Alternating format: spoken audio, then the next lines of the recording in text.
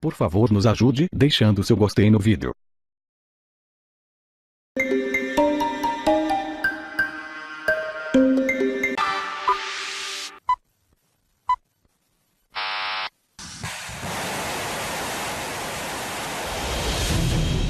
Mais um teste. E mais uma vez o mundo entra em alerta. Até onde vai a ousadia do ditador Kim Jong-un? Qual é o real poder de fogo da Coreia do Norte? A gente trouxe aqui ao Fantástico a professora Sabrina Medeiros. Ela é especialista em relações internacionais com foco em defesa. Professora, para começar, fazer uma pergunta bem objetiva. Se o ditador da Coreia do Norte, Kim Jong-un, quisesse atacar os seus vizinhos mais próximos, ele conseguiria? Talvez sim. E é por isso que no entorno estratégico da Coreia do Norte, as potências principais têm se preparado para isso. Os novos testes demonstram que esse alcance é cada vez maior. O mais recente foi esta semana. Kim Jong-un disparou um míssil que saiu das proximidades da capital, Pyongyang, sobrevoou a ilha de Hokkaido, no norte do Japão, e caiu 20 minutos depois do outro lado, no Pacífico. O risco é justamente porque esse teste demonstra que é possível fazer uma trajetória em direção norte de até 40 minutos. 40 minutos é mais ou menos o tempo que levaria para um míssil intercontinental de longo alcance decolar da Coreia do Norte e atingir Los Angeles, nos Estados Unidos. Tudo depende do alcance do míssil e do ângulo do lançamento. Se o lançamento é mais próximo da vertical, o míssil sobe muito e não cai tão longe de onde foi lançado. Mas se o lançamento do míssil de longo alcance for num ângulo mais raso, ele pode viajar bem mais, por exemplo, até a costa oeste americana. O míssil é só o meio de transporte para levar as ogivas, as bombas, que causam os estragos. O míssil é feito em 3 partições que vão se desintegrando ao longo da trajetória. A última delas, que carrega a ogiva, é finalmente aquela que faz a reentrada na atmosfera e que atinja o alvo determinado. Quer dizer, quando estiver chegando no alvo, não é que está caindo esse foguetão inteiro, está caindo só a pontinha. Exatamente. Né? A dúvida é, eles já têm uma bomba pequena o suficiente para caber num míssil, para transformar esse míssil numa arma nuclear? A recente fotografia que o Kim Jong-un divulgou na imprensa internacional demonstrava que talvez sim. No começo deste mês, a Coreia do Norte anunciou também que fez um teste subterrâneo com uma bomba de hidrogênio, a bomba H, a mais poderosa das armas nucleares. Mas o país é tão fechado que não dá para ter certeza. Na incerteza é que a possibilidade de guerra aumenta. Se for verdade, seria um enorme salto tecnológico. Então existe o risco do Kim Jong-un ter mísseis que podem ser carregados com bombas de hidrogênio. Absolutamente poderosas. E o que a gente sabe é que o estrago é amplo e irrestrito. Essa bomba H que a Coreia do Norte pode ter testado é pelo menos 10 vezes mais potente do que a bomba de Hiroshima. Usando uma ferramenta disponível na internet, a gente simulou a explosão da bomba de hidrogênio da Coreia do Norte sobre a cidade de São Paulo. Claro, não tem a menor chance disso acontecer. É só para a gente ter uma noção. Seriam mais de 500 mil mortos imediatamente, além de 2 milhões de feridos. Num raio de 500 metros, uma bola de fogo, radiação altamente letal em um raio de 1 quilômetro. Num raio de quase 4 quilômetros, um violentíssimo deslocamento de ar. Isso derruba prédio, mata pessoas. E altíssimas temperaturas provocadas pela radiação num raio de 5 quilômetros. Não riscaria a cidade do mapa, mas provocaria danos terríveis.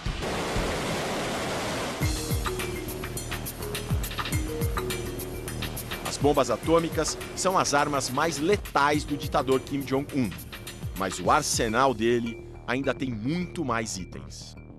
Uma característica da Coreia do Norte é que é um país altamente militarizado. A gente está vendo armas químicas e armas biológicas. A Coreia do Norte pode atacar outros países com esse tipo de arma? Pode sim. É possível que eles também causem danos expressivos. Diante de todo esse poderio militar da Coreia do Norte, o que o mundo pode fazer?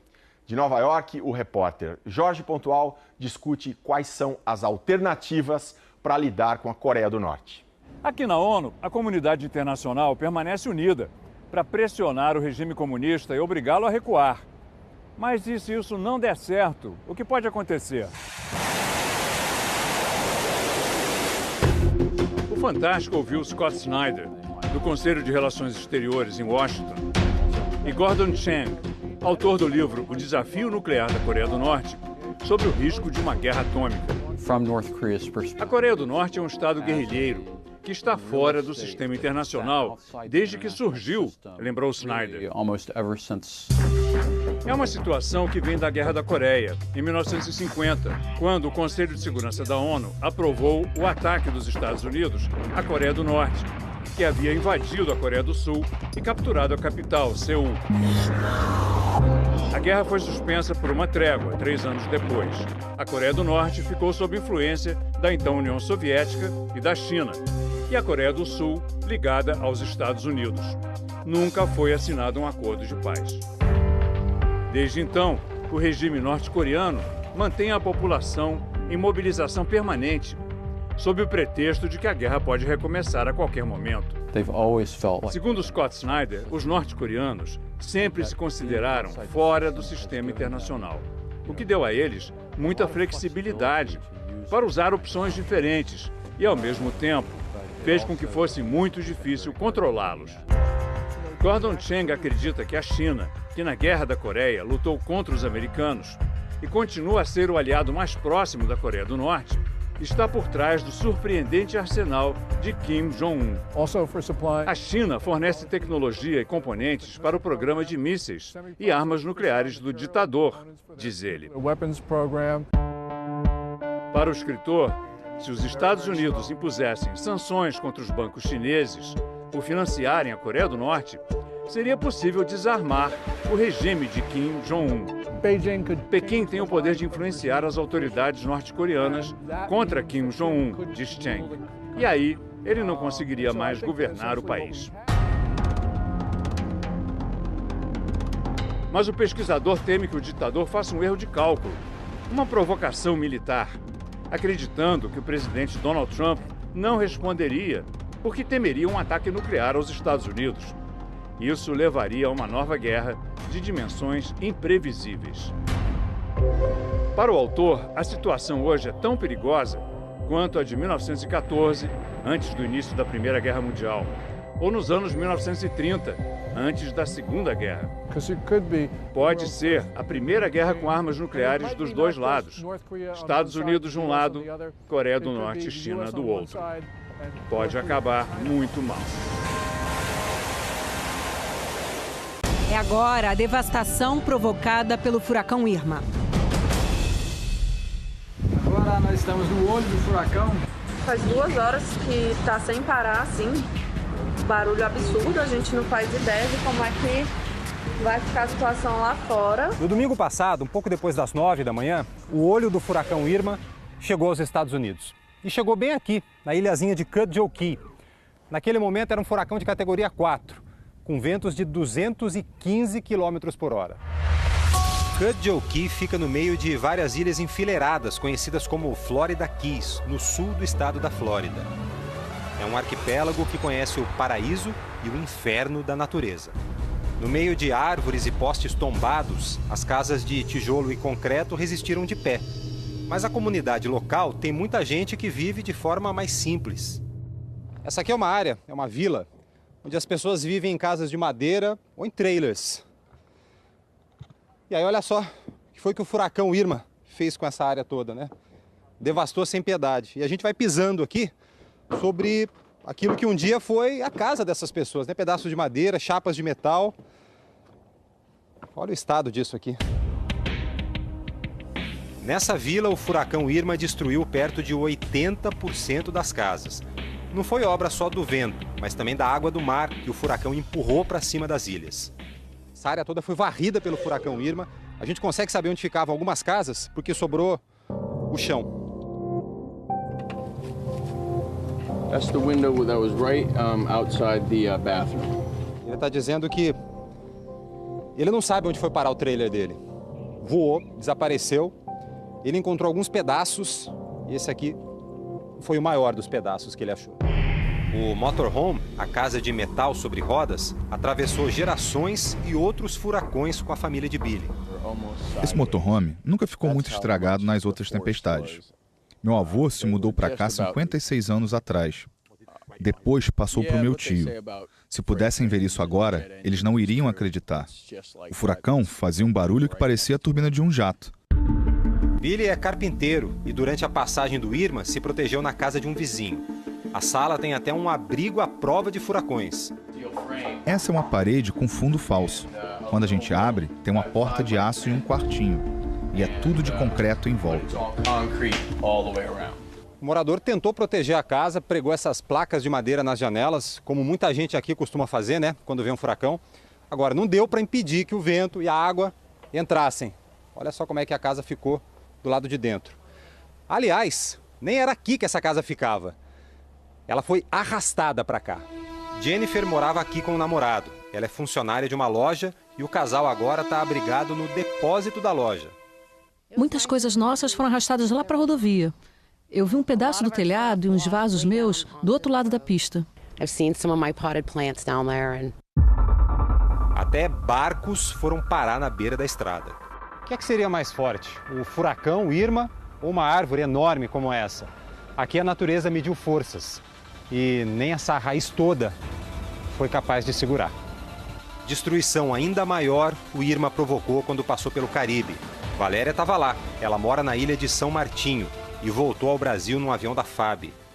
Quando o barulho intensificou e as coisas caindo que a gente via pela janela e tremia a casa, vi gente sem casa, sem teto, vi o fogão e a privada para fora, assim. Eu pensava, nossa, o que aconteceu com essa pessoa, onde ela está? Sérgio viu o Irma de perto nas Ilhas Virgens Britânicas. Ele continua lá, faz parte de um grupo voluntário de salvamento. Emocionante, eu te digo que assim, a primeira vez que pousou aqui um helicóptero para tirar umas pessoas que eu tinha ajudado a sair, eu chorei de emoção, porque é incrível poder ter essa oportunidade de ajudar as pessoas a sair de uma situação como essa. O Irma se dissipou no sul dos Estados Unidos depois de provocar a morte de mais de 60 pessoas.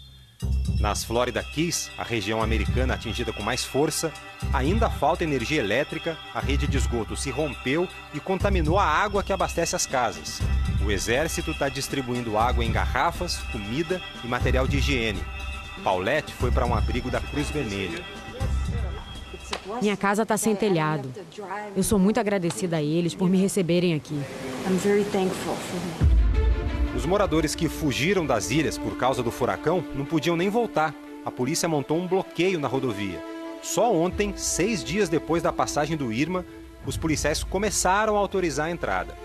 Mesmo com tanta gente trabalhando na limpeza e na reconstrução, as ilhas ficaram vazias.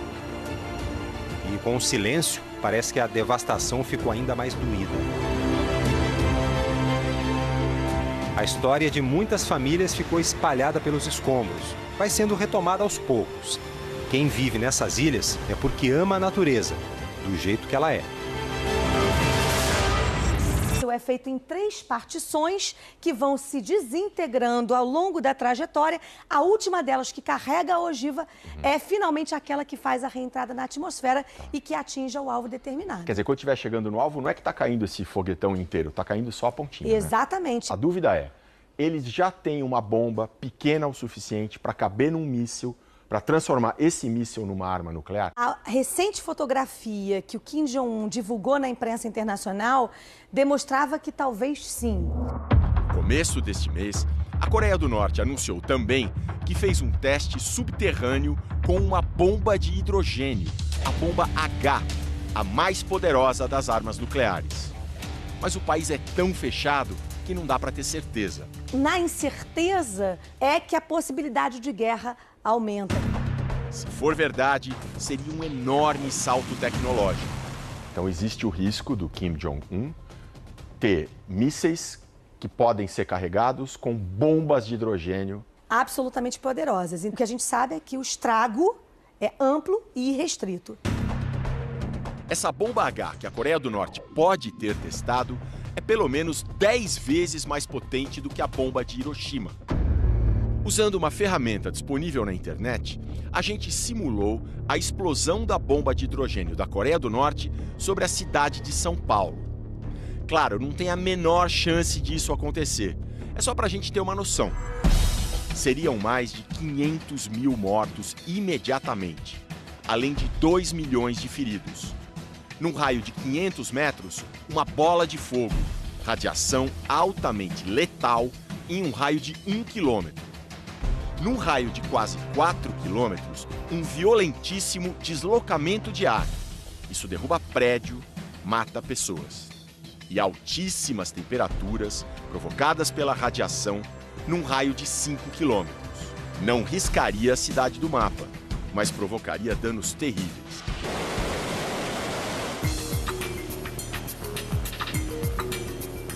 As bombas atômicas são as armas mais letais do ditador Kim Jong-un, mas o arsenal dele ainda tem muito mais itens.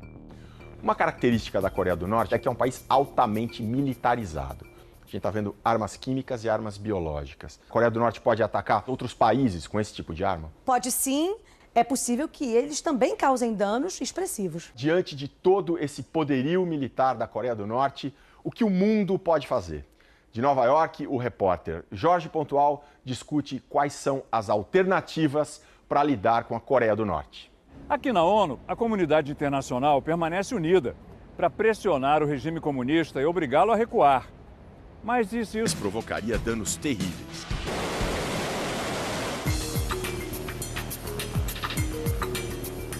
As bombas atômicas são as armas mais letais do ditador Kim Jong-un, mas o arsenal dele ainda tem muito mais itens.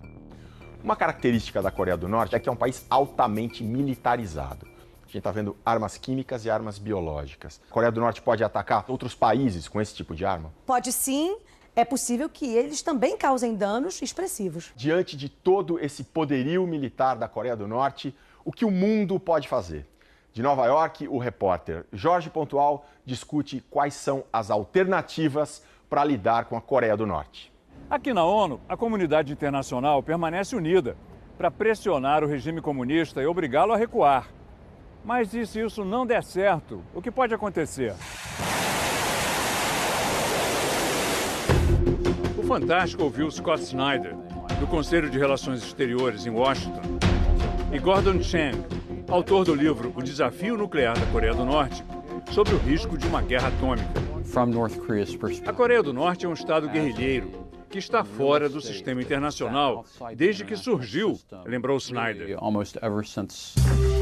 É uma situação que vem da Guerra da Coreia, em 1950, quando o Conselho de Segurança da ONU aprovou o ataque dos Estados Unidos à Coreia do Norte, que havia invadido a Coreia do Sul e capturado a capital, Seul. A guerra foi suspensa por uma trégua 3 anos depois. A Coreia do Norte ficou sob influência da então União Soviética e da China, e a Coreia do Sul ligada aos Estados Unidos. Nunca foi assinado um acordo de paz. Desde então, o regime norte-coreano mantém a população em mobilização permanente, sob o pretexto de que a guerra pode recomeçar a qualquer momento. Segundo Scott Snyder, os norte-coreanos sempre se consideraram fora do sistema internacional, o que deu a eles muita flexibilidade para usar opções diferentes e, ao mesmo tempo, fez com que fosse muito difícil controlá-los. Gordon Chang acredita que a China, que na Guerra da Coreia lutou contra os americanos e continua a ser o aliado mais próximo da Coreia do Norte, está por trás do surpreendente arsenal de Kim Jong-un. A China fornece tecnologia e componentes para o programa de mísseis e armas nucleares do ditador, diz ele. Para o escritor, se os Estados Unidos impusessem sanções contra os bancos chineses por financiarem a Coreia do Norte, seria possível desarmar o regime de Kim Jong-un. Pequim tem o poder de influenciar as autoridades norte-coreanas contra Kim Jong-un, diz Chang. E aí, ele não conseguiria mais. Delas que carrega a ogiva é finalmente aquela que faz a reentrada na atmosfera e que atinja o alvo determinado. Quer dizer, quando estiver chegando no alvo, não é que está caindo esse foguetão inteiro, está caindo só a pontinha. Exatamente. Né? A dúvida é, eles já têm uma bomba pequena o suficiente para caber num míssil, para transformar esse míssil numa arma nuclear? A recente fotografia que o Kim Jong-un divulgou na imprensa internacional demonstrava que talvez sim. No começo deste mês, a Coreia do Norte anunciou também que fez um teste subterrâneo com uma bomba de hidrogênio, a bomba H, a mais poderosa das armas nucleares. Mas o país é tão fechado que não dá para ter certeza. Na incerteza é que a possibilidade de guerra aumenta. Se for verdade, seria um enorme salto tecnológico. Então existe o risco do Kim Jong-un ter mísseis que podem ser carregados com bombas de hidrogênio absolutamente poderosas. E o que a gente sabe é que o estrago é amplo e irrestrito. Essa bomba H que a Coreia do Norte pode ter testado é pelo menos 10 vezes mais potente do que a bomba de Hiroshima. Usando uma ferramenta disponível na internet, a gente simulou a explosão da bomba de hidrogênio da Coreia do Norte sobre a cidade de São Paulo. Claro, não tem a menor chance disso acontecer. É só para a gente ter uma noção. Seriam mais de 500 mil mortos imediatamente, além de 2 milhões de feridos. Num raio de 500 metros, uma bola de fogo, radiação altamente letal em um raio de 1 quilômetro. Num raio de quase 4 quilômetros, um violentíssimo deslocamento de ar. Isso derruba prédio, mata pessoas. E altíssimas temperaturas provocadas pela radiação num raio de 5 quilômetros. Não riscaria a cidade do mapa, mas provocaria danos terríveis.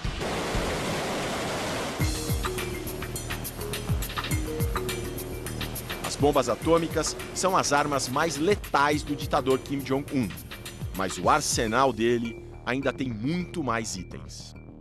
Uma característica da Coreia do Norte é que é um país altamente militarizado. A gente está vendo armas químicas e armas biológicas. A Coreia do Norte pode atacar outros países com esse tipo de arma? Pode sim. É possível que eles também causem danos expressivos. Diante de todo esse poderio militar da Coreia do Norte, o que o mundo pode fazer? De Nova York, o repórter Jorge Pontual discute quais são as alternativas para lidar com a Coreia do Norte.